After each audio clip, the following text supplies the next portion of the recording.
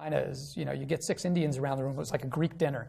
Six Indians, 8 ideas. You sit around a round table in China, 6 Chinese, 1 idea, and it's the senior most person, and you wait until they speak. And you often can't tell exactly what they've said. I mean, no, that's the sort of, China is learning to deal with disharmony, discourse, disunion. India is totally used to that. And I think ultimately that will be a strength for India. And if China figures it out, they could be extraordinarily powerful. But I think they're starting to manage conflict within their own society in a more open way, and that's going to be a rocky road at times. Observation? I think so. You know, India is the only country in the world that the United States runs a services trade deficit with. In other words, we have all kinds of trade deficits with countries that manufacture things that we buy.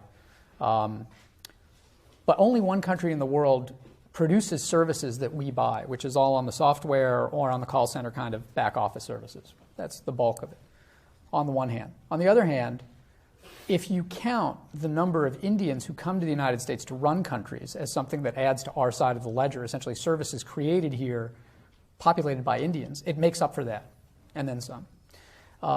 So I tend to view it as an enormous contribution to America that we are not quite getting from the Chinese. Enormous number of STEM-oriented students come from China. The impulse is for them to go back for a number of reasons, including that many of them are the children of Chinese communist government officials. And for many reasons, they have to go back in both places. They want access to higher education in the United States, and we should want that. This is another big part of American soft power, is the fact that we're essentially educating the best and the brightest in those 2 places. On the Chinese side, they're going back, and hopefully they're changing parts of China in a way that works better for us, not just politically, but economically.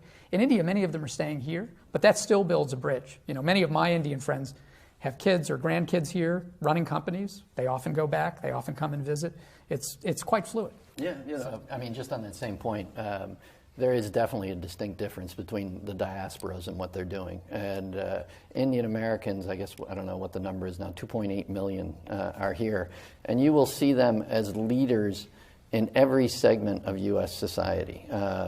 And you know, look at business, look at Silicon Valley, look at the entertainment industry, look at the academy, look at politics, Governor Jindal and the governor of South Carolina. So, and that kind of systematic achievement is playing a role in relations as well, because those people are still enthusiasts of the U.S.-India relation, and it's a tie that is moving back and forth in a way that I'm not sure is exactly the same with the Chinese-American population.